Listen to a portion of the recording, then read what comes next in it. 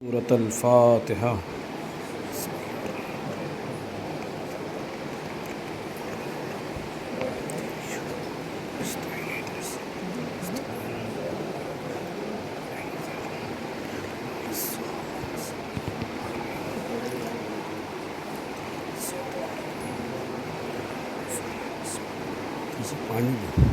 پانی بسم اللہ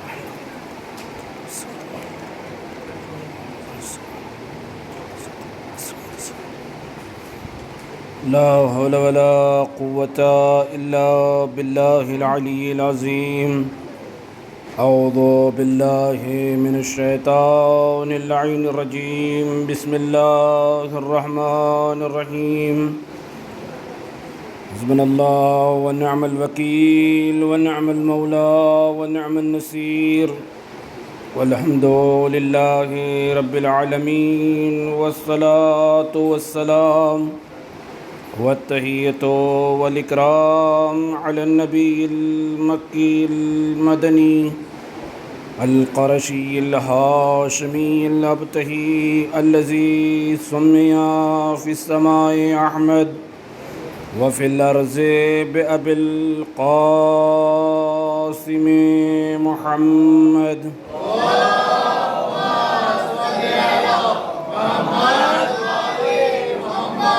وعلى آل بيته وعترته الطيبين الطاهرين المعصومين المنتخبين المنتجبين الذين أذهب الله عنهم الرجس وطهرهم تطهيرا.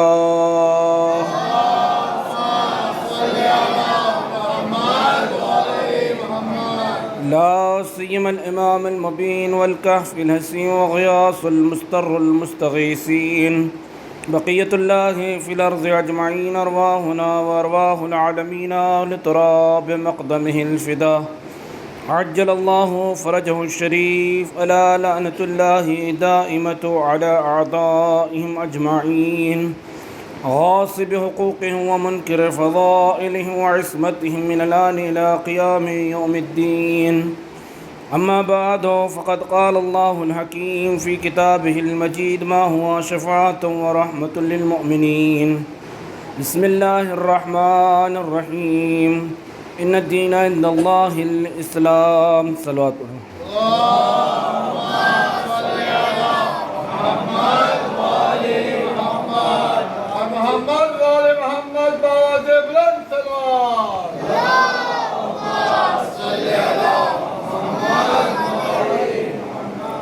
عزیزان گرامی قدر، عزاداران سید الشہداء، جیسا کہ اب تک ہماری اور آپ کی گفتگو کربلا کی اور تاریخ اسلام کی حقائق اور اس کے پس منظر پر ہو رہی تھی، کہ جس کا جاننا اس لیے بھی ضروری ہے کہ جو قومیں، جو افراد، جو لوگ اپنی تاریخ سے ناآشنا ہوتے ہیں وہ اکثر گمراہ ہو جاتے ہیں یا بہت جلدی بہک جاتے ہیں. اس لیے ہمیں جاننا ضروری ہے کہ جتنے بھی واقعات تاریخ کے دامن میں محفوظ ہیں، جتنے بھی کردار کہ جو تاریخ نے رقم کیے ہیں، ان سے ہمارے لیے آشنائی بہت ضروری ہے. اگرچہ میں یہ نہیں کہتا کہ ہمارے ہاں بچوں کو آشنائی نہیں ہے، لیکن اجمالاً ان تمام کرداروں سے، ان تمام تاریخی واقعات سے آشنائی ہیں، لیکن مزید ان کرداروں پر اور ان حقائق پر روشنی ڈالنا بھی ضروری ہے. اس لیے کہ کربلا کو سمجھنا یا پھر کربلا سے پہلے جو تاریخیں گزر چکی ہیں، جو واقعات اور حادثات گزر چکے ہیں،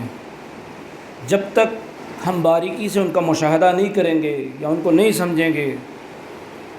تو بہت سارے ایسے سوال ہوتے ہیں جو ہمارے ذہنوں میں ابھرتے ہیں، لیکن چونکہ ہمارا عقیدہ ہے لہذا ہم خاموش ہو جاتے ہیں کہ ہمارا عقیدہ ہے، کیونکہ ہمارے پاس تفصیلی معلومات نہیں ہیں. بہت سارے ایسے سوال ہیں، لیکن چونکہ ہمارے پاس ایک عقیدہ ہے کہ بھئی یہ سوال ہے، ٹھیک ہے، ہمیں پتہ نہیں ہے لیکن ٹھیک ہے، درست ہے. جیسا کہ آج ایک جس موضوع کی طرف مجھے اشارہ کرنا ہے وہ بہت ہی لطیف اور پیچیدہ موضوع ہے، چونکہ ہماری گفتگو بصیرت سے شروع ہوئی تھی کہ بصیرت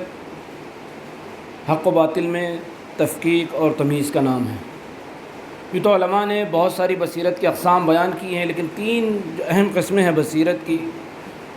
کہ جس میں سیاسی بصیرت،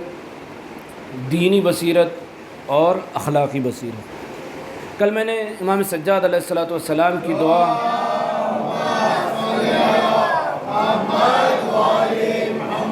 دعائے ابو حمزہ سمالی کی روشنی میں بیان کیا تھا کہ امام نے اگر کسی چیز کا مطالبہ کیا ہے تو خصوصاً بصیرت دینی کا مطالبہ کیا،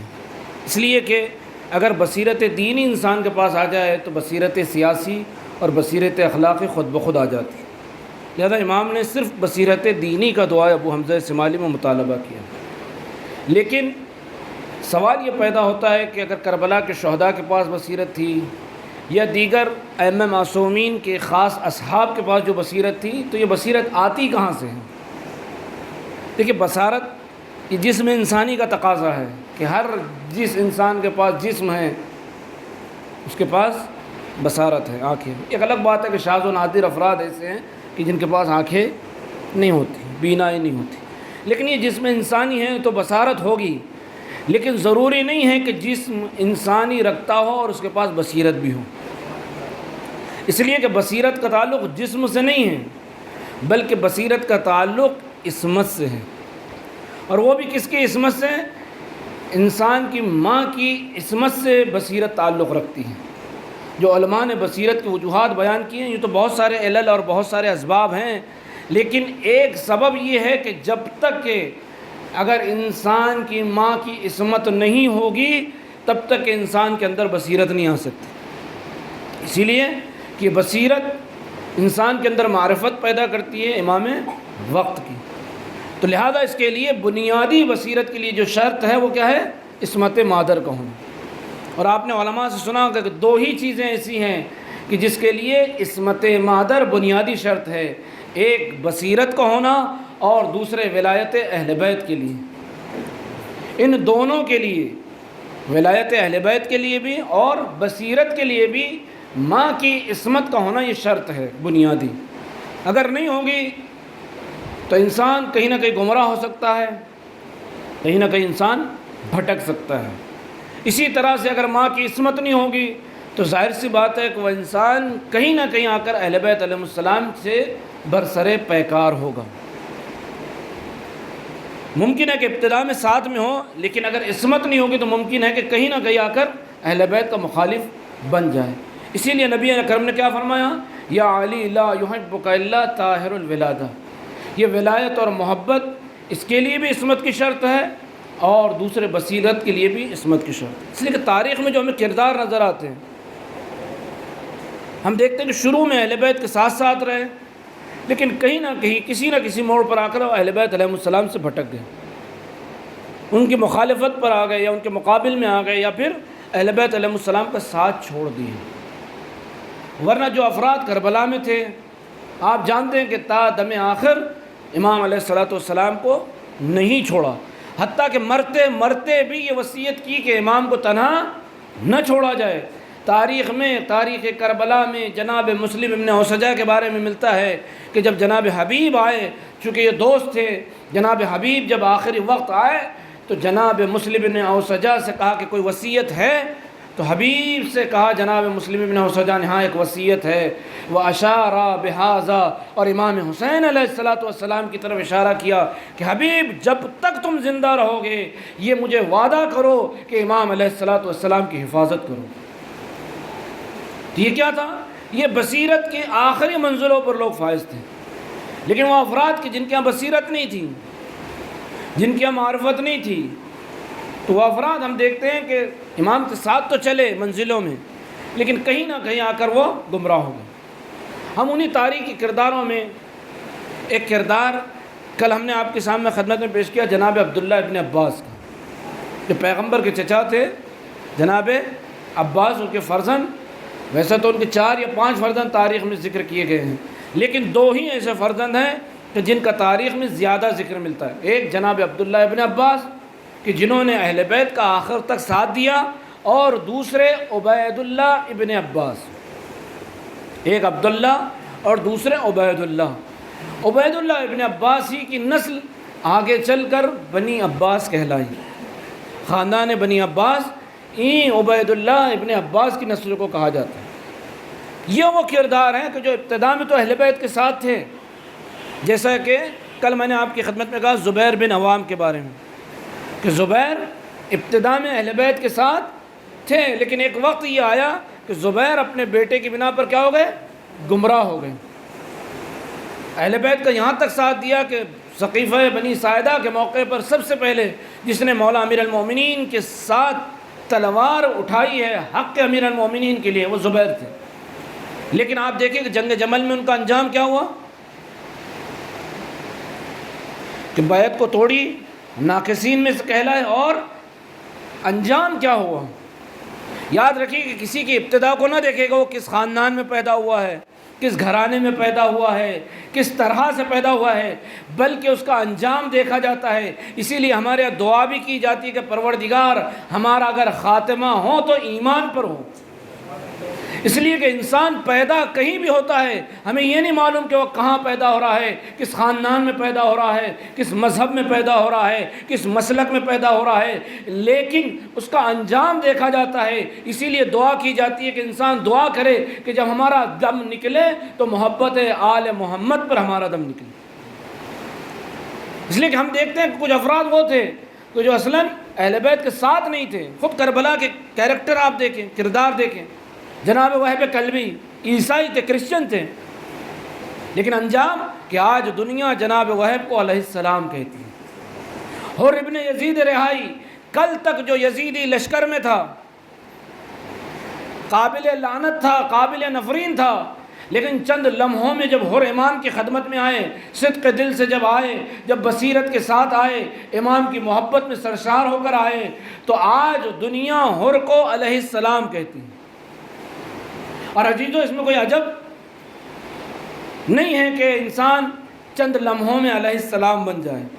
اس لیے کہ قرآن کی ایک آیت ہے، قرآن کہتا ہے وَالسَّلَامُ عَلَىٰ مَنِ اتَّبَعَ الْهُدَىٰ، ہمارا سلام ہو ان افراد پر کہ جو ہدایت کی اتباع کرتے ہیں، جو چراغ اطاعت کی، چراغ ہدایت کی پیروی کرتے ہیں۔ یہ قرآن کا پیغام ہے۔ جب قرآن یہ کہہ رہا ہے کہ علیہ السلام وہ ہوتے ہیں کہ جو چراغ ہدایت کی پیروی کرتے ہیں، جب چراغ ہدایت کی پیروی کرنے والا قرآن کی نظر میں علیہ السلام ہوتا ہے، تو پیغمبر نے فرمایا ان الحسین مصباح الہدیٰ و سفینۃ النجاۃ،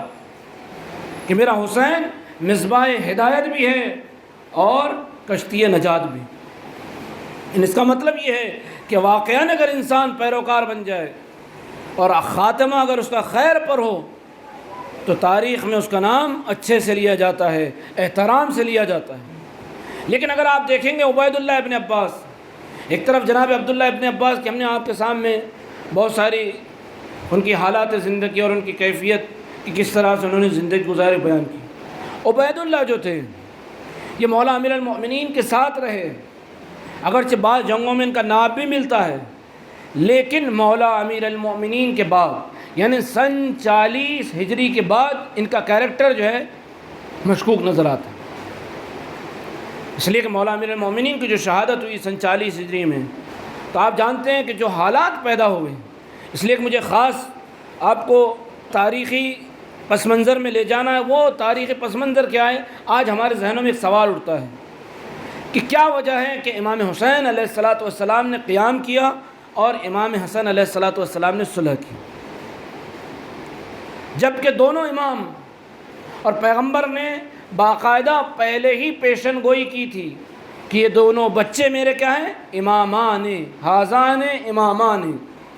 پہلے تو پیغمبر نے کہا یہ میرے بیٹے ابنایا، یہ دونوں میرے بیٹے ہیں، اور نہ صرف یہ کہ میرے بیٹے ہیں، حاضان امامان، اور بیٹے بھی ہیں اور امام بھی ہیں۔ اور اس کے بعد فرمایا تھا قاما او قعدا، اگر یہ جنگ کریں، قیام کرے تب بھی امام ہیں، صلح کرے تب بھی امام۔ دونوں کے بظاہر میں کردار میں فرق نظر آتا ہے، لیکن مقصد ایک ہے، اگر قیام کریں گے تو دین کے لیے، اگر صلح کریں گے تو دین کے لیے۔ یہ ہمیں سمجھنے کی ضرورت ہے کہ اگر ایک فرزند رسول نے صلح کی تو دین کی بقا کے لیے، دین کی سلامتی کے لیے، اور ایک فرزند رسول نے قیام کیا تو دین کی بقا کے لیے، دین کی سلامتی کے لیے۔ جو امام حسین کی زندگی کا مقصد ہے وہی امام حسن کی زندگی کا مقصد ہے، لیکن ہم دیکھتے ہیں کہ دونوں کے کردار میں، دونوں کی حالات زندگی میں ہمیں فرق نظر آتا ہے، اس لیے کہ سن 11 ہجری سے لے کر سن 40 ہجری تک کا جو عرصہ ہے، یوں تو امام حسن کی جو ولادت ہے سن 3 ہجری میں ہوئی، لیکن چونکہ 7 یا 8 سال جو بچپن کا زمانہ ہے پیغمبر کے ساتھ گزرا، اور بعد پیغمبر جو امت نے اہل بیت کے ساتھ کیا ان تمام کو امام حسن علیہ السلام نے اپنی آنکھوں سے دیکھا ہے۔ یعنی سن 11 ہجری سے لے کر سن 40 ہجری تک سارے ادوار کو، سارے حالات کو، سارے واقعات کو، امت کی تمام سیاست کو، یوں کہا جائے کہ بے رخیوں کو، اور جو کچھ بھی اہل بیت پر مصائب ڈھائے گئے وہ جناب امام حسن نے اپنی آنکھوں سے دیکھا۔ اب اگر آپ امام حسن علیہ السلام کی صلح کو دیکھتے ہیں تو لوگوں کے ذہن میں سوال ہوتا ہے کہ امام حسن نے جنگ کیوں نہیں کی، امام حسن نے قیام کیوں نہیں کیا؟ یوں تو علماء نے بہت سارے علل اور اسباب بیان کی اپنی اپنی کتابوں میں، لیکن ایک بات جو آپ کو نظر آئے گی وہ یہ نظر آئے گی کہ جس طرح سے اصحاب امام حسین علیہ السلام کو ملے اس طرح سے اصحاب امام حسن علیہ السلام کو نہیں ملے۔ اسی لیے میں بار بار جملہ دہراؤں کہ جو امام حسین نے کربلا میں کہا تھا انی لا اعلم، میں نہیں جانتا کہ میرے اصحاب سے بہتر یا میرے اصحاب سے زیادہ جو ہے وفادار کسی اور کے اصحاب تھے۔ اگرچہ امام حسن کے ساتھ کچھ وفادار لوگ تھے لیکن بہت ہی کم تھے، اور مقدار اتنی کم تھی کہ جس میں امام کے لیے قیام کرنا ممکن نہیں تھا، امام کے لیے جنگ کرنا ممکن نہیں تھا۔ انہی اسباب کی بنا پر امام حسن علیہ السلام نے صلح کو زیادہ مناسب سمجھا، اور حتیٰ کہ جب آپ پر اعتراض کیا گیا، اور حالت یہ تھی، ہمارے بچوں کو معلوم ہونا چاہیے کہ جو افراد امام حسن کی بیعت کر چکے تھے تقریباً 50,000 افراد نے بیعت کی تھی، جس میں کوفے والے، یمن والے، مکہ والے، مدینہ والے، فارس والے، جتنے بھی اسلامی ممالک میں رہنے والے افراد تھے ان کی تعداد کہ جنہوں نے امام حسن کی بیعت کی تھی امام علی علیہ السلام کے بعد سن 40 ہجری کے بعد 50,000 افراد تھے، لیکن صرف 7 مہینے نہیں گزرے تھے کہ امام حسن علیہ السلام کو امیر شام سے بیعت کرنا پڑا۔ یوں تو امام کی امامت کا زمانہ 10 سال ہے، سن 40 سے 50 ہجری تک، لیکن جو خلافت ظاہری جس میں خلافت ملی ہے امام کو صرف 7 مہینے، اور ان 7 مہینوں میں بھی جو شورش، جو فتنے اور جو مصیبتیں امام پر نازل ہوئی اس کا آپ اندازہ لگائیں۔ میں پوری تاریخ نہیں پڑھ رہا ہوں بلکہ آپ کو صرف بعض مناظر جو ہے آپ کے سامنے پیش کر رہا ہوں۔ کتنی بڑی مصیبت تھی کہ وہ افراد کے جنہوں نے امام حسن کے ہاتھوں پر بیعت کی تھی، ایک وقت وہ آیا کہ امام نماز پڑھ رہے ہیں اور آپ کے پیروں تلے سے جائے نماز کو کھینچ لیا گیا۔ یہ وہ افراد تھے کہ جو امام کے ہاتھوں پر بیعت کر چکے تھے، اور اس سے بڑی مصیبت امام حسن علیہ السلام کی ساتھ یہ تھی کہ آج تک جو بھی امام کو سلام کرتے تھے، مولا امیر المومنین کو اگر کرتے تھے تو السلام علیکہ یا امیر المؤمنین، اور اس کے علاوہ امام علی کے علاوہ اگر کسی کو سلام کیا جاتا تو السلام علیکہ یا ابن رسول اللہ۔ اور یاد رکھیے، یہاں ایک بات آپ کے نوجوانوں کے نور ایمان میں اضافے ہونے کے لیے کہہ دوں کہ صرف امیر المؤمنین مخصوص ہے ذات علی ابن ابی طالب سے، کسی کے لیے جائز نہیں ہے کہ اسے امیر المؤمنین کہا جائے۔ یہ لقب کس سے مخصوص ہے؟ صرف مولا امیر المؤمنین علیہ السلام کا لقب جو ہے ذات علی ابن ابی طالب سے مخصوص ہے، حتیٰ کہ نہ تو کسی نبی کے لیے جائز ہے نہ تو کسی امام کے لیے کہنا جائز ہے۔ اسی لیے جب صلح ہوئی تو سب سے پہلی شرط امام نے یہ رکھی کہ میں معاویہ کو امیر المؤمنین کہہ کر خطاب نہیں کر سکتا، اس لیے کہ یہ سوائے میرے بابا کے کسی کی اور کے لیے جائز نہیں ہے۔ یہاں تک کہ چھٹے امام کے زمانے میں جب ایک صحابی آیا اور آنے کے بعد اس نے سلام کیا السلام علیکم یا امیر المؤمنین، امام غضبناک ہو گئے، غلط نہیں کہا تھا، لیکن جب امام نے سنا غضبناک ہو گئے امام نے کہا کہ دیکھو امیر المومنین سوائے ہمارے جد کے علاوہ کسی کے لیے جائز نہیں، حتیٰ کہ خود پیغمبر کے لیے بھی سزاوار نہیں ہے کہ انہیں امیر المومنین کہہ کر مخاطب کیا جائے، اس لیے کہ خداوند عالم نے یہ صرف اور صرف ہمارے جد امیر المومنین حضرت علی ابن ابی طالب علیہ الصلوۃ والسلام سے مخصوص ہے۔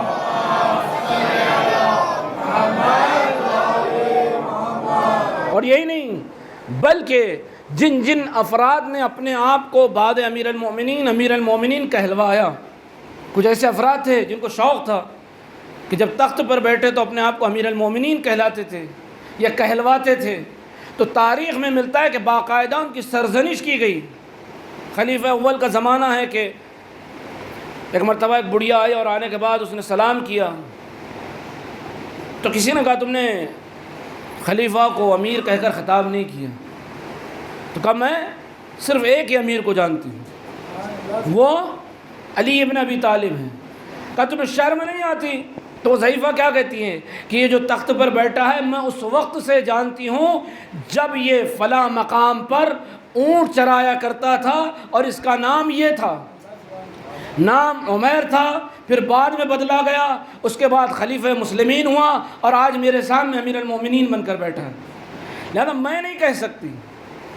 کیوں؟ اس لیے کہ یہ لقب اسے ہی زیب دیتا ہے کہ جس کو نبی نے امیر المومنین کہا ہے۔ اور چھٹے امام فرماتے ہیں کہ اگر کوئی اپنے آپ کو امیر المومنین حضرت علی کے علاوہ کہتا ہے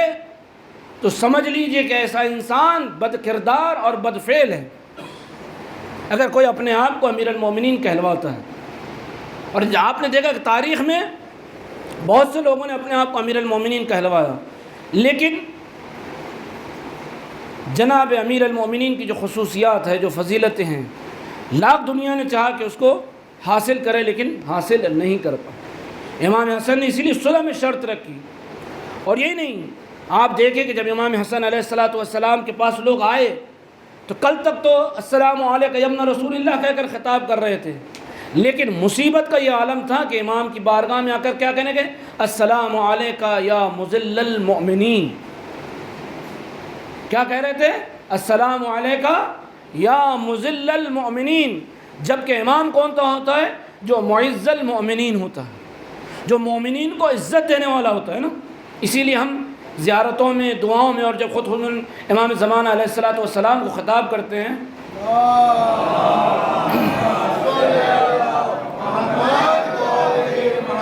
تو آپ کیا کہتے ہیں؟ این معز الاولیاء و مذل الاعداء، کہ یہ مومنین کو عزت دینے والے ہیں، اپنے دشمنوں کو، خدا کے دشمنوں کو ذلت دینے والے۔ لیکن معاملہ یہاں امام حسن کے ساتھ کیا تھا کہ لوگ امام حسن کو معاذ اللہ کہہ رہے تھے، ہمارا سلام ہو تم پر اے مومنین کو ذلت دینے والے۔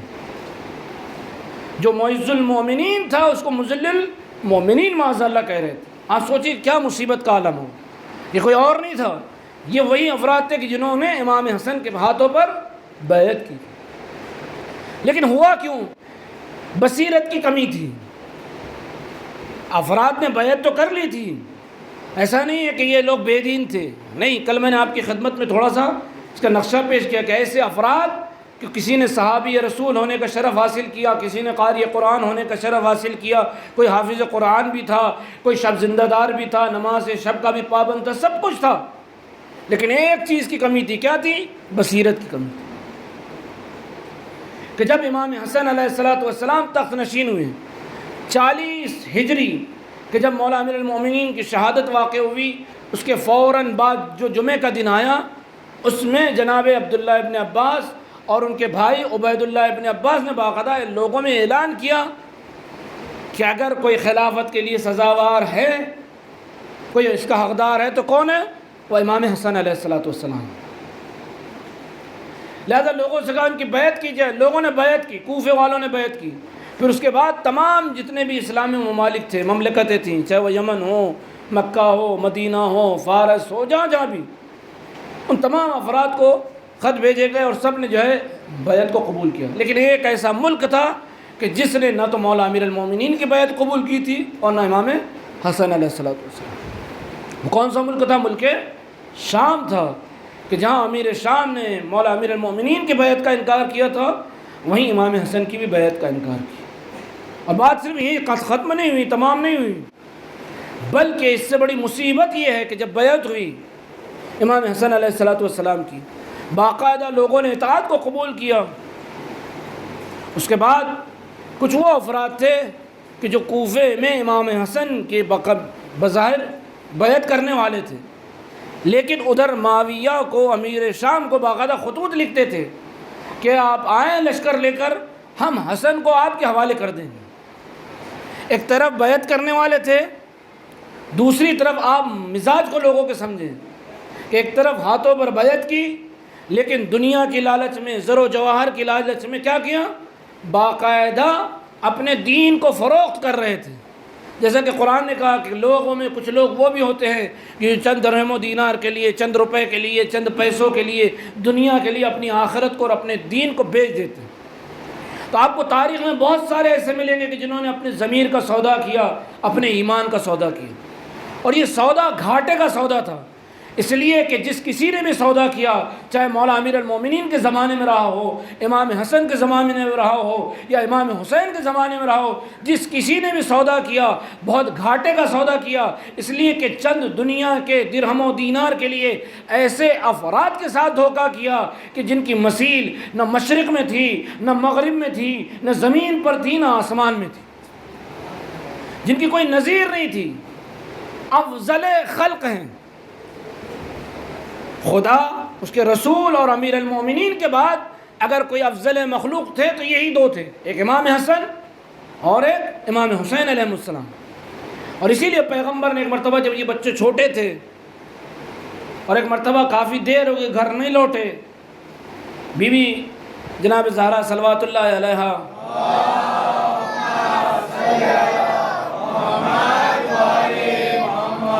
بہت پریشان ہو گئی کہ بچے گھر نہیں لوٹے۔ آپ نے چادر اوڑھی، چادر اوڑھنے کے بعد آپ مسجد نبوی کے پاس آئی، اپنے بابا سے شکایت کی کہ بابا حسنین اب تک مسجد سے نہیں لوٹے۔ پیغمبر نے اصحاب سے دریافت کیا، اصحاب باخبر نہیں تھے۔ ایک مرتبہ جیسی یہ کیفیت جبرائیل امین نے دیکھی، ایک مرتبہ خبر دی کہ فلاں باغ میں آپ کے بچے، اس کا نام بھی ہے کہ بنی نجار کے باغ میں آپ کے بچے درخت کے نیچے آرام کر، اور گھبرائیے نہیں، بی بی سے کہیے کہ فرشتے ان کی حفاظت کر رہے ہیں۔ پیغمبر اصحاب کو لے کر بنی نجار کے باغ میں پہنچے، دیکھا کہ بچے آرام کر رہے ہیں۔ اصحاب نے چاہا کہ ان کو جگایا جائے، پیغمبر نے کہا نہیں، جب تک یہ خود نہ اٹھ جائے انہیں جگایا نہ جائے۔ جب بچے اٹھے ہیں، ایک مرتبہ پیغمبر نے دونوں بچوں کو آغوش میں لیا اور اپنے زانوؤں پر بٹھایا، اور بٹھانے کے بعد ان بچوں سے کہا کہ تمہاری ماں تمہارا انتظار کر رہی ہے۔ اور اس کے بعد تاریخ یہ کہتی ہے کہ ان بچوں کو اپنی آغوش میں لیا، دائیں طرف امام حسن ہیں، بائیں طرف امام حسین ہیں، اب اصحاب پیچھے پیچھے چل رہے ہیں، ہر ایک یہی چاہ رہا ہے کہ پیغمبر کسی بچے کو ہماری آغوش میں دے دیں، لیکن پیغمبر کہتے نہیں، یہ میرے بچے ہیں لہذا میری ہی آغوش میں رہیں گے۔ اور اس کے بعد جیسے ہی مسجد نبوی میں پہنچے، آپ نے اپنے دونوں بچوں کو دونوں زانوؤں پہ بٹھایا، منبر پہ جانے کے بعد آپ نے ایک فصیح و بلیغ خطبہ دیا، اور فصیح و بلیغ خطبہ آج دین کے بارے میں نہیں بیان کر رہے ہیں، آج نماز کے بارے میں بیان نہیں کر رہے ہیں، آج روزے کا بیان نہیں کر رہے ہیں، بلکہ آج حسنین علیہم السلام کے فضائل بیان کر رہے ہیں کہ اے لوگوں، مجھے جبرائیل امین نے خبر دی ہے کہ جان لو کہ اس کائنات میں اگر کوئی افضل ہیں خدا اور اس کے رسول اور اس کے ولی کے بعد تو یہ دونوں بچے ہیں۔ اور یہی نہیں، اس کے بعد صرف رسول خاموش نہیں ہیں بلکہ حسنین علیہ السلام کے فضائل بیان کرتے جا رہے ہیں۔ الا اخبرکم، کیا میں تمہیں نہ بتاؤں کہ اس کائنات میں جو خاندان کی طرف سے، حسب و نسب کے اعتبار سے اس کائنات میں افضل ہے یہ میرے دونوں بچے ہیں۔ ننہال کی طرف سے افضل ہیں یہ دونوں بچے ہیں، ددھیال کی طرف سے افضل ہیں یہ دونوں بچے ہیں، جن کے نانا جیسا کوئی نانا نہیں ہے، جن کی نانی جیسی کوئی نانی نہیں ہے، جن کے دادا جیسا کوئی دادا نہیں ہے، جس کی دادی جیسی کوئی دادی نہیں ہے، جن کے ماں اور باپ جیسا اس روئے زمین پر کوئی نہیں ہے۔ اور یہ نہیں بلکہ یہ دونوں بچے بھی کائنات کے افضل بچے ہیں، یہ میرے بچے ہیں، جو انہیں دوست رکھے گا وہ مجھے دوست رکھے گا، اور جو ان سے بغض عداوت رکھے گا وہ مجھ سے بغض عداوت رکھے گا۔ تو یہ فضیلت پیغمبر نے باقاعدہ بیان کیا حسنین علیہ السلام کی، اور یہی نہیں بلکہ لوگوں کو بتایا کہ یہ دونوں میرے بیٹے ہیں، ابنا آیا۔ اور یہاں تک کہ ایک جنگ میں غالباً جناب جنگ صفینی کا موقع تھا کہ جب محمد حنفیہ گئے پھر آئے، چونکہ کل میں نے بتایا کہ 1 سال تک جنگ تھی، اور جب لوگوں کی باری آتی تھی تو کوئی نہ کوئی آگے جاتا تھا، تو کسی نے جناب محمد حنفیہ سے کہا کہ کیا بات ہے کہ بار بار جو ہے علی تمہیں ہی بھیجتے ہیں، امام حسن اور امام حسین کو روک لیتے۔ دیکھیے کہاں کہاں لوگ فتنہ پرور ہوتے ہیں، کیسے کیسے جو ہے فتنہ گری کرتے ہیں۔ تو کیا بات ہے کہ بار بار مولا امیر المومنین تمہیں ہی جنگ میں بھیجتے ہیں، امام حسن اور امام حسین، اگرچہ امام حسن نے بھی جنگ لڑی جنگ صفین میں، باب الحوائج مولا ابوالفضل عباس نے بھی لڑی، لیکن سب سے زیادہ جو میدان میں گئے وہ جناب محمد حنفی۔ تو جناب محمد حنفی اپنے بابا کے پاس یہی سوال کیا، تو ایک مرتبہ مولا امیر المومنین نے جناب محمد حنفیہ کو سینے سے لگا لیا اور ایک تاریخ ساز جملہ کہا کہ بیٹا محمد تم میرے بیٹے ہو اور حسن و حسین رسول کے بیٹے ہیں، لہذا میں یہ چاہتا ہوں کہ رسول کی نسل باقی رہے تا قیامت رہے، زندہ رہے، اس لیے کہ خود مولا امیر المومنین کہہ رہے کہ یہ میرے سلم میں رسول کے بیٹے ہیں، رسول خود انہیں اپنا بیٹا کہہ رہے ہیں، اور قرآن نے بھی انہیں رسول کا بیٹا کہا ہے یا نہیں؟ سورہ بقرہ میں آیہ مباہلہ جو ہمارے بچے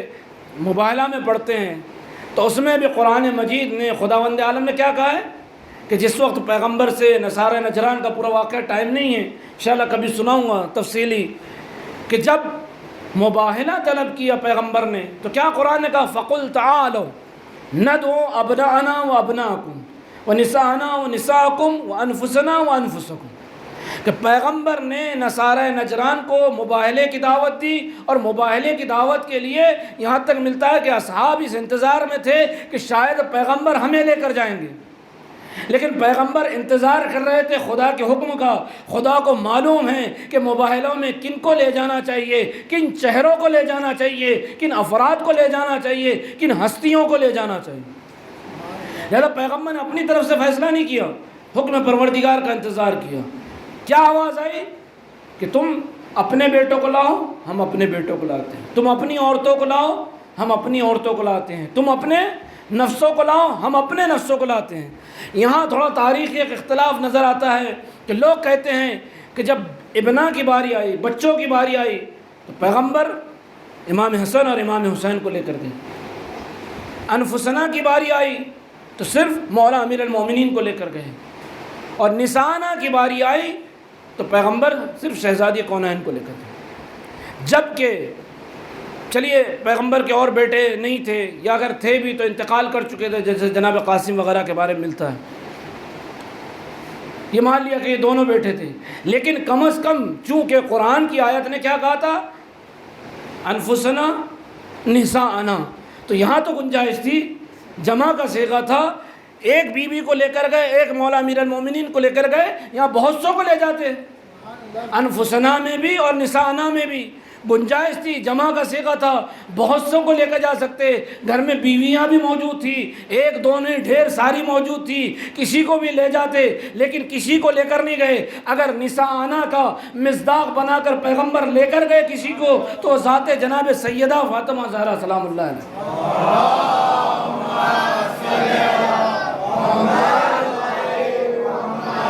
اچھا بعض عجیب عجیب مورخ ہیں، کہتے ہیں کہ نساء کا جو لفظ ہے عربی میں وہ تو عام طور پر ازواج یعنی بیویوں پر صادق آتا ہے، بیٹی پر تو نہیں آتا، تو پیغمبر کو گویا مشورہ دے رہے ہیں کہ نساء سے مراد زوجہ ہوتا ہے، چونکہ نساء جمع ہیں عورتوں کی، نساء جو ہیں عورتوں پر صادق آتا ہے، لہذا عورتوں میں بیویاں ہوتی ہے۔ چلیے آپ بیٹی کو لے کر گئے تو اور بھی بیویوں کو لے جاتے، لیکن قرآن نے اس کا بھی جواب دیا ہے کہ اگر نساء ابنا کے بعد آتا ہے تو پھر نساء سے مراد ازواج نہیں ہوتا، بیٹیاں ہوتی ہیں، اس لیے کہ قرآن مجید میں جب فرعون کا خداوند عالم نے تذکرہ کیا تو ایک جملہ آیت قرآن کا ہے کہ یذبحون ابناءکم ویستحیون نساءکم، کہ یہ فرعونی یا فرعون کا لشکر موسیٰ کے لشکر والوں کے بیٹوں کو ذبح کر رہا ہے اور بیٹیوں کو قید کرتا ہے۔ تو یہاں قرآن نے نساء تو کہا ہے لیکن مراد بیٹیاں لی گئی ہے، اس لیے کہ بعد اگر ابنا کے بعد عربی میں نساء کا لفظ آتا ہے تو وہاں عورتیں اور زوجہ مراد نہیں ہوتی بلکہ مراد بیٹیاں ہوتی۔ اور انفسنا میں بہت سارے افراد آ سکتے تھے لیکن ایک فرد کو لے کر گئے۔ اچھا، اس میں بھی مزاج قدرت عجیب تھا۔ امام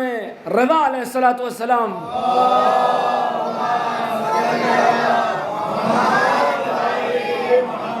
آپ فرماتے ہیں کہ مولا امیر المؤمنین کی فضیلت کے لیے اگر سارے فضائل، یہ تو مولا امیر المؤمنین کی فضائل کی کوئی حد نہیں ہے، لیکن اگر سارے فضائل ایک طرف کر دیا جائے، صرف اسی فضیلت کو امیر المؤمنین کی رکھا جائے تو شاید امیر المؤمنین کی نظیر، امیر المؤمنین کی کوئی مثال کائنات میں نہیں ہے کہ خدا نے آپ کو نفس رسول بنایا ہے۔ یہ وہ ایسی فضیلت ہے امیر المؤمنین کی کہ جو شاید دنیا میں کسی اور کو شرف نہیں ملا۔ اچھا، یہاں لفظ ابنا آیا ہے، دو بیٹے نساء اور انفسنا، وہاں ایک ایک ہے۔ اچھا، پیغمبر سے کہتے ہیں کہ یا رسول اللہ آپ دو بیٹوں کو لے کر گئے تھے تو ایک بیٹی اور ایک زوجہ کو لے لیتے، داماد کو لیا تھا تو سسر کو کسی کو پکڑ لیتے تو دو دو ہو جاتے، دو بیٹے، دو عورتیں، دو مرد۔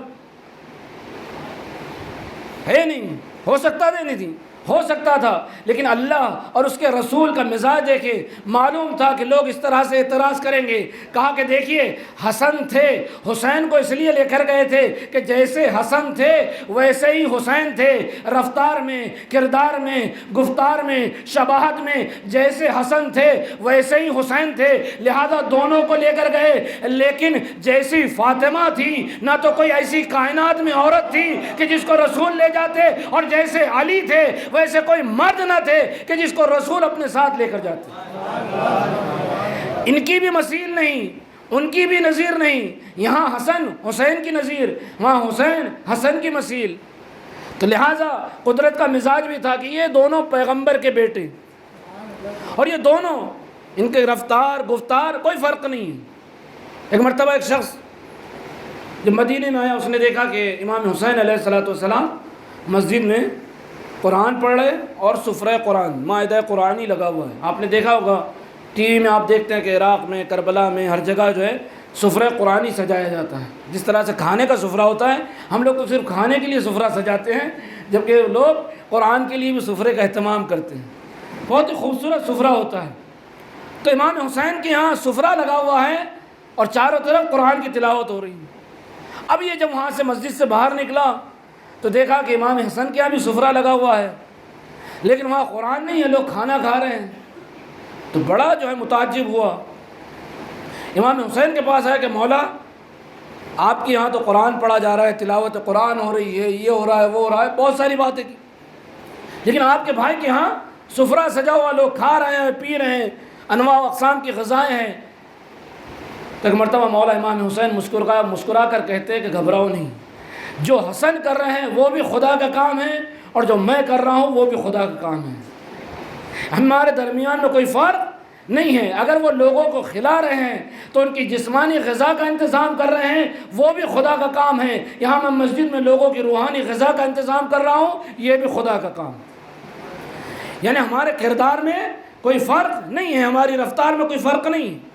اور یہیں جب امام حسن علیہ السلام کی بیعت ہوئی تو ایک مکار اور عیار شخص آتا ہے کوفے میں، امام حسین علیہ السلام سے کہتا ہے کہ لائیے آپ اپنا ہاتھ دیجئے، میں آپ کے ہاتھ پر بیعت کروں۔ کیا کہتا ہے امام حسین سے؟ آپ اپنا ہاتھ دیجئے، میں آپ کے ہاتھ پر بیعت کرتا ہوں۔ تو امام حسین مسکرا کر کہتے نہیں، جب تک حسن زندہ ہے میری بیعت تمہارے لیے جائز نہیں، جاؤ جا کر میرے بھائی حسن کی بیعت کرو، اس لیے کہ وہ امام ہے۔ اگرچہ امام حسین بھی امام تھے لیکن بالفعل امام نہیں تھے۔ امام حسن کی جب بیعت ہوئی تو یہ 10 سال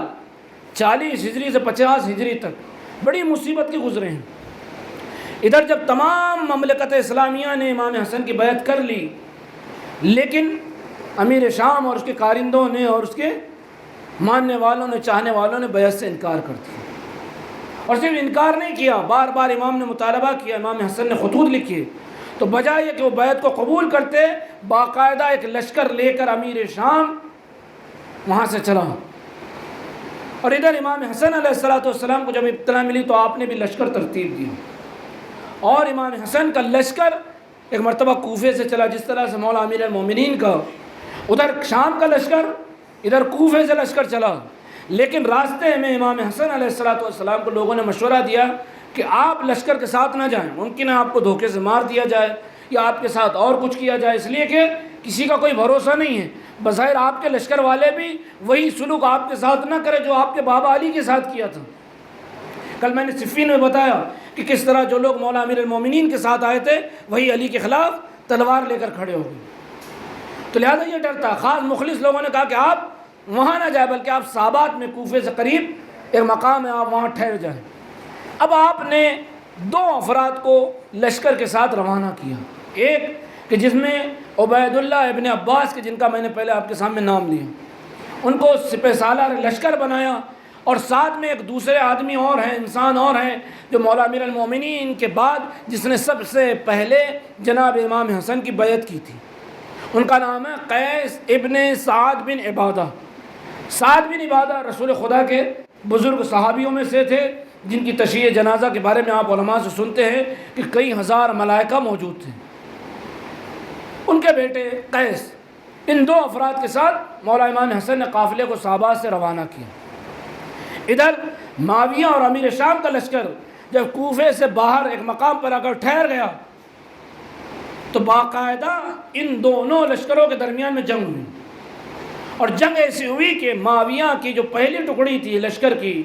اس کو شکست ہو گئی، اور کافی شامی جو ہے واصل جہنم ہوئی۔ اب ادھر معاویہ نے، امیر شام نے سوچا کہ اگر یہ جنگ جاری رہی تو اس کا انجام بھی وہی صفین جیسا ہوگا کہ اکثر شامیوں کو اپنی جان سے ہاتھ دھونا پڑے گا۔ لہذا اس نے کیا کیا کہ ایک چند افراد کو تیار کیا کہ وہ جائیں امام حسن سے صحابات میں ملیں، اور یہ کہے کہ معاویہ آپ سے صلح کرنا چاہتا ہے۔ دراصل یہ اس ملعون کی چال تھی، اس لیے کہ زمانے کا عیار ترین انسان خود بھی اور اس کا ساتھی بھی عمر عاص، کہ جن دونوں نے مشورہ کیا کہ اس طرح سے لوگوں کو گمراہ کیا جائے، اس لیے کہ یہ وہ افراد ہیں جن کے پاس بصیرت نہیں ہے۔ اب یہ جیسے ہی ایک گروہ وہاں سے لے کے نکلے، صحابات میں امام حسن سے ملاقات کی اور کچھ بات ہوئی، کسی کو یہ نہیں معلوم کہ خیمے میں کیا گفتگو ہوئی، اس لیے کہ یہ جو شامی گروہ آیا تھا اور امام حسن تھے۔ لیکن جب یہ گروہ باہر نکلا تو جو پلاننگ تھی، جو منصوبہ بندی تھی، وہ یہ تھی کہ جیسے ہی خیمے سے باہر نکلیں تو بآواز بلند لشکر کے درمیان میں، لوگوں کے درمیان میں یہ بات عام کر دے کہ امام حسن نے معاویہ سے صلح کر لی ہے اور فتنے کو خاموش کر دیا ہے، لہذا یہ پیغام معاویہ تک پہنچایا جائے۔ اور اتنی زور زور سے بات کرنے لگی کہ اب جو امام حسن کا لشکر ہے، جو اب تک امام حسن کے ساتھ بیعت کر کے یہاں تک پہنچا تھا، ان کے درمیان میں آپس میں گفتگو شروع ہوئی کہ کیا واقعاً امام نے بیعت کر لی، کیا ایسا تو نہیں معاویہ کے ہاتھ پر صلح کر لی، وغیرہ وغیرہ گفتگو ہو رہی۔ ادھر چند سپاہیوں کو باقاعدہ جو کوفے والے آئے تھے، معاویہ نے، امیر شام نے خرید لیا تھا، ان افراد نے ان لوگوں کے درمیان میں یہ بات مشہور کر دی کہ عبید اللہ ابن عباس نے بھی معاویہ سے صلح کر لی ہے۔ اور دراصل معاویہ نے کیا کیا کہ معاویہ نے 3 کام کیے، آپ دیکھیں۔ ایک، امام حسن کو مشکوک قرار دیا، سپاہیوں کے درمیان میں جو صحابات میں تھے، ادھر جو لشکر لڑ رہا تھا امیر شام سے، اس کو مشکوک قرار دیا کہ عبید اللہ ابن عباس نے معاویہ سے صلح کر لی ہے، اور ساتھ میں عبید اللہ ابن عباس کو اپنے یہاں بلایا، اور 1 ملین یعنی 10 لاکھ درہم عبید اللہ ابن عباس کو دیے کہ آپ خاموش رہیں۔ یہ وہ تاریخ کا کردار ہے کہ جو اب تک اہل بیت کے ساتھ رہا۔ 1 ملین یعنی 10 لاکھ جیسے ہی درہم عبید اللہ ابن عباس کو ملے، فوراً وہ معاویہ کے لشکر کی طرف منقلب ہو۔ اب جیسے ہی یہ لشکر میں خبر عام ہوئی، لیکن اس وقت جو دوسرے ساتھی تھے مولا امام حسن کے، سعد ابن عبادہ کے فرزند قیس ابن سعد ابن عبادہ، اس نے لشکر والوں سے کہا کہ ٹھیک ہے، عبید اللہ بک گئے ہیں تو بک گئے، ہمیں اس سے مطلب نہیں، لیکن ہمیں اپنے امام کی اطاعت میں، ان کی بیعت میں جنگ لڑنا ہے۔ لہذا پھر جناب قیس نے جو ہے لشکر والوں کو آمادہ کیا، لشکر والے لڑنے پر تیار ہوئے، لیکن یہی عبید اللہ ابن عباس نے پھر ایک کام کیا کہ لشکر والوں کے درمیان میں یہ خبر پھیلا دی کہ جو قیس کے ساتھ تھے کہ اب آپ لڑ کر کیا کریں گے جب امام حسن علیہ السلام نے بیعت کر لی۔ تو اب یہ جو سپاہی جوش سے جذبے سے لڑ رہے تھے، ان کا جوش ان کا جذبہ وہیں ختم ہو گیا۔ ادھر صحابات میں جو سپاہی تھے ان کو مشکوک کیا، ادھر جو جناب قیس کے ساتھ بچے تھے ان کو ایک طرح سے ان کے جذبے کو، ان کے جذبہ انتقام کو ٹھنڈا کیا۔ اور تیسرا کام کیا کہ جو کوفے کے جن افراد نے امیر شام کو خط لکھے تھے کہ آپ کوفے آئیں، امام حسن کو ہم آپ کے حوالے کر دیں گے، تو ان تمام خطوط کو امیر شام نے امام حسن کے پاس بھیجا تھا کہ دیکھیے کہ آپ کے لشکر میں جو افراد آپ کے ساتھ ساتھ آئے یہ وہ افراد ہیں جو آپ کا سودا پہلے ہی کر چکے ہیں۔ یہ تیسری چال تھی امیر شام کی۔ اس نے کہا کہ جن افراد کو آپ ساتھ لے کر آئے یہ آپ کی جان کا سودا پہلے ہی کر چکے ہیں، لہذا امام حسن علیہ السلام پر ایک ہی راستہ بچا تھا کہ آپ جنگ کے لیے اقدام نہ کریں، اس لیے کہ وہ لشکر جب تک لڑ رہا تھا عبید اللہ ابن عباس کے جانے سے اور دیگر جو ہے باتوں کی بنا پر جو ہے خاموش ہو چکا تھا، اپنی تلواریں اپنی نیام میں رکھ لی تھی۔ ادھر جو صحابات میں امام کے ساتھ تھے وہ اتنے مشکوک تھے کہ یہاں تک کہ وہ اس تیاری میں تھے کہ معاذ اللہ علیہ باللہ امام کو شہید کر دیں۔ لیکن چونکہ امام کے ساتھ کچھ خاص صحابی تھے کہ جنہوں نے امام کی حفاظت کی تھی، ان جو کوفے کے جن لوگوں نے بیعت کی تھی ان کی یہ ہمت نہیں ہوئی کہ وہ امام کو قتل کر سکے،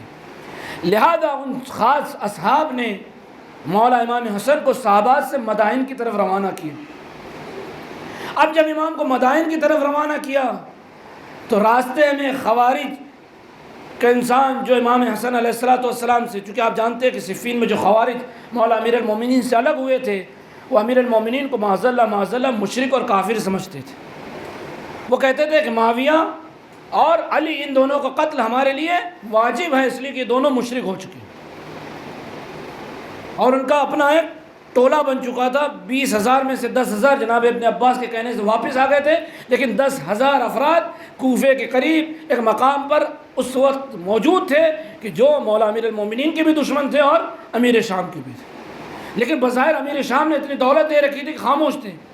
لیکن امام حسن کا جیسے ان کو معلوم ہوا کہ امام حسن جو ہے مدائن کی طرف رواں ہے تو راستے میں باقاعدہ امام حسن کے خیمے پر حملہ کیا گیا اور آپ کی ران کو زخمی کیا گیا۔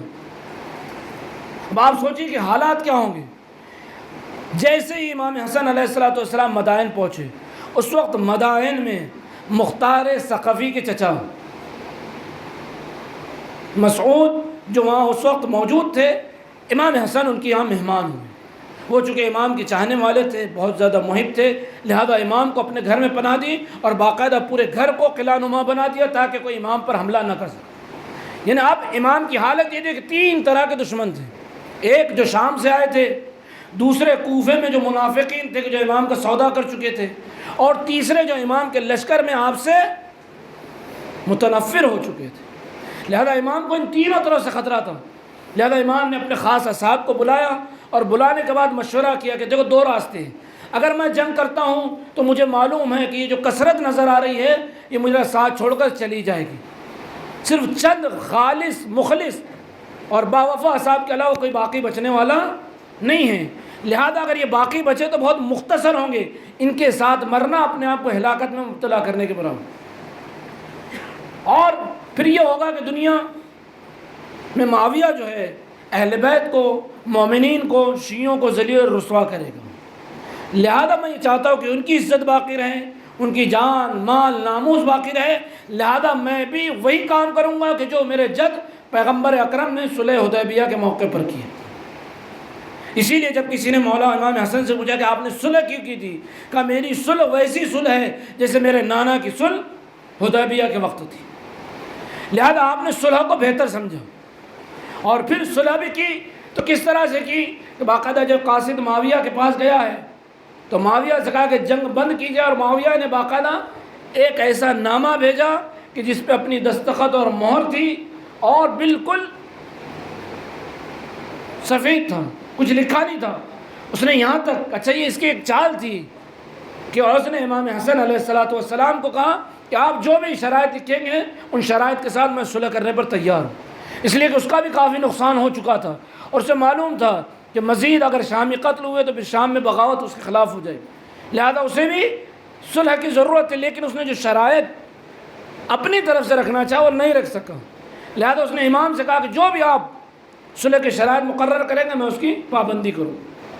اگرچہ امام کو معلوم تھا کہ مکار ہے، عیار ہے، اس نے اس سے پہلے بھی دھوکہ دیا ہے،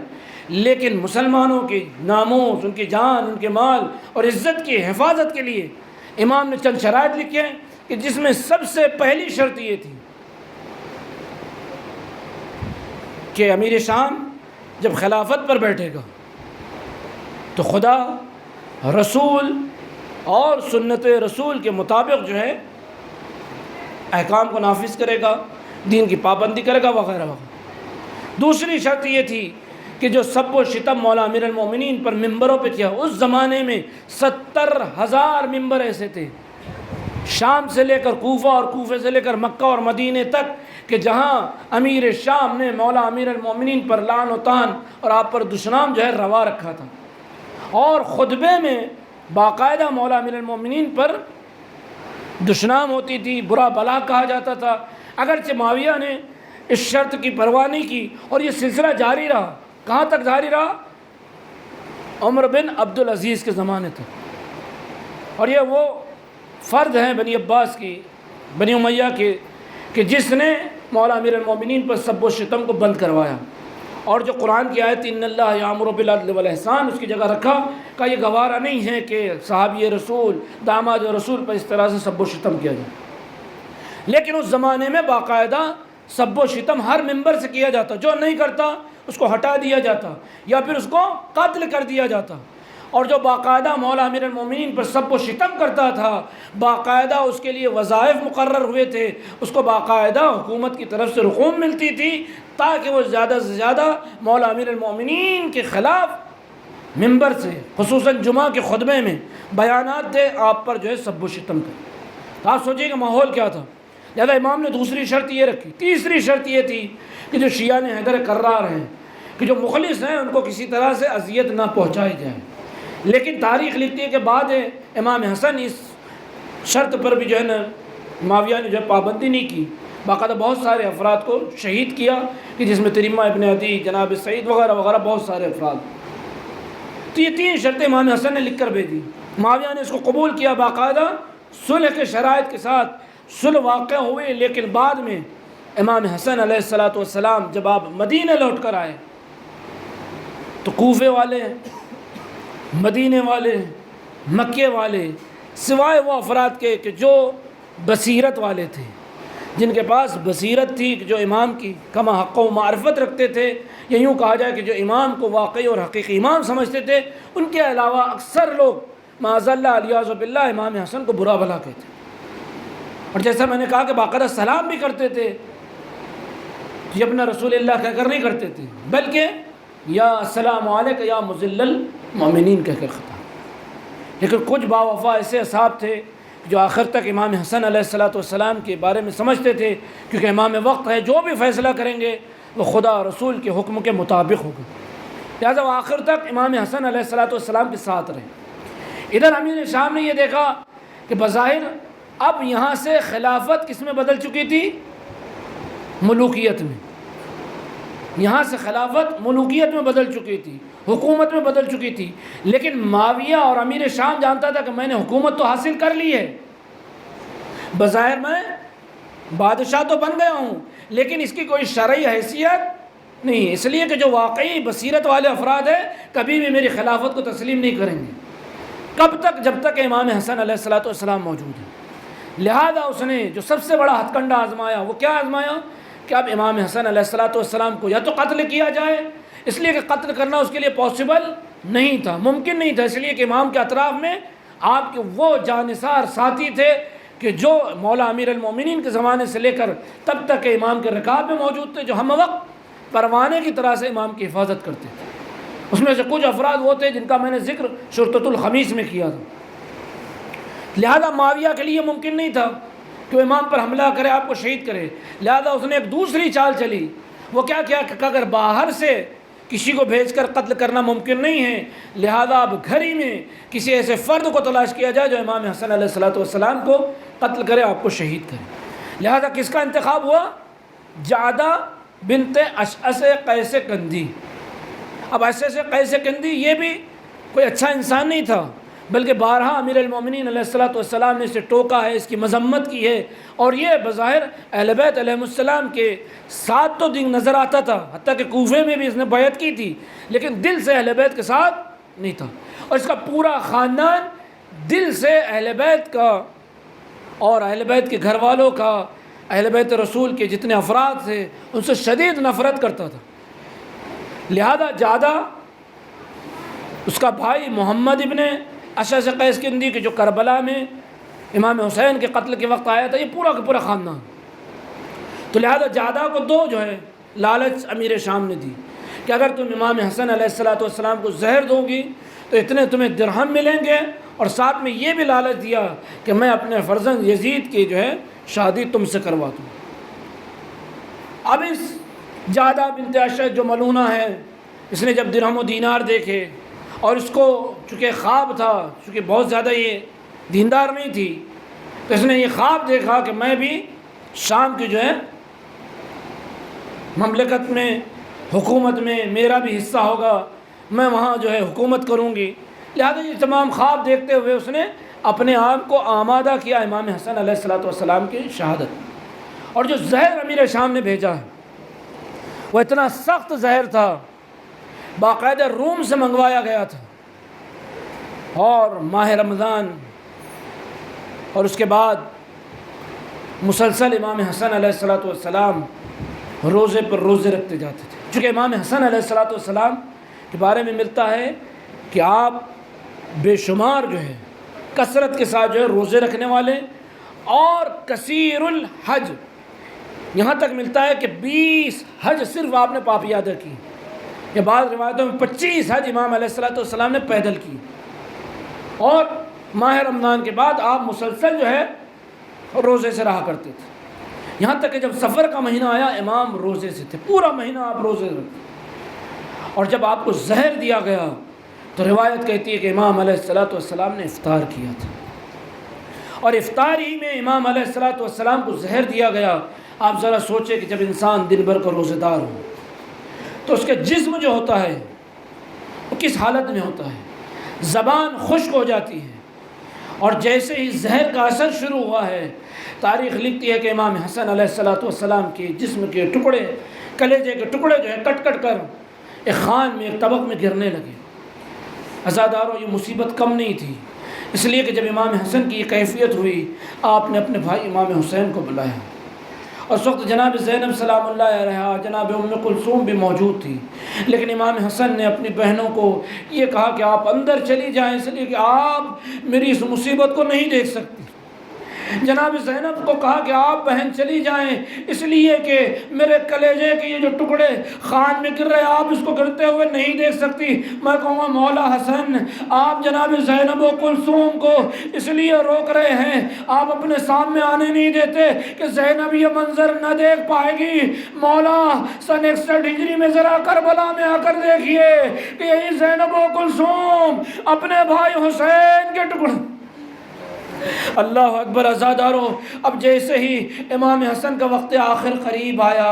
امام حسین گریہ کر رہے ہیں، گریہ کرتے کرتے ایک مرتبہ امام حسن غشی کے عالم میں ہے، امام حسین کے زانوؤں پر امام حسن کا سر ہے، امام روتے جا رہے ہیں، آنسوؤں کے چند قطرے جب چہرے امام حسن پہ گرے، امام حسن نے آنکھ کھولی، بھیا حسین کس لیے رو رہے ہو؟ کہا بھیا آپ کی مصیبت نہیں دیکھی جاتی۔ اس وقت امام حسن نے ایک جملہ کہا، لا یوم کا یوم کا یا ابا عبداللہ، اے حسین یہ میری مصیبت کچھ بھی نہیں ہے جو مصیبت روز عاشور کی ہوگی۔ اور اس کے بعد امام حسن نے وصیت کی، ان وصیتوں میں ایک وصیت یہ تھی، حسین میرے قاسم کا خیال رکھنا، میرے معصوم قاسم کا خیال رکھنا۔ عزادارو، حسن کی وصیت کا حسین کو اتنا خیال، تاریخ یہ لکھتی ہے کہ بنی ہاشم میں جو بچوں کو کپڑے پہنائے جاتے تھے وہ موٹے اور کھدر پہنائے جاتے تھے، اس لیے کہ وہاں نرم و نازک کپڑے نہیں پہنے جاتے، لیکن امام حسن نے کبھی بھی قاسم کو کبھی موٹا اور کھدر لباس نہیں پہنایا۔ یتیم حسن کو جب پہنایا نرم و نازک لباس پہنایا۔ کسی نے کہا آقا خیریت تو ہے؟ کہا میں نہیں چاہتا کہ یتیم حسن پر ایک خراج تک آئے، میں کہوں گا مولا اتنا خیال کہ حسن کے جسم پر ایک خراج نہ آئے۔ کربلا کا میدان یہی حسن کا لال ہوگا کہ جس کا جسم گھوڑوں کی ٹاپوں پہ پامال ہوگا۔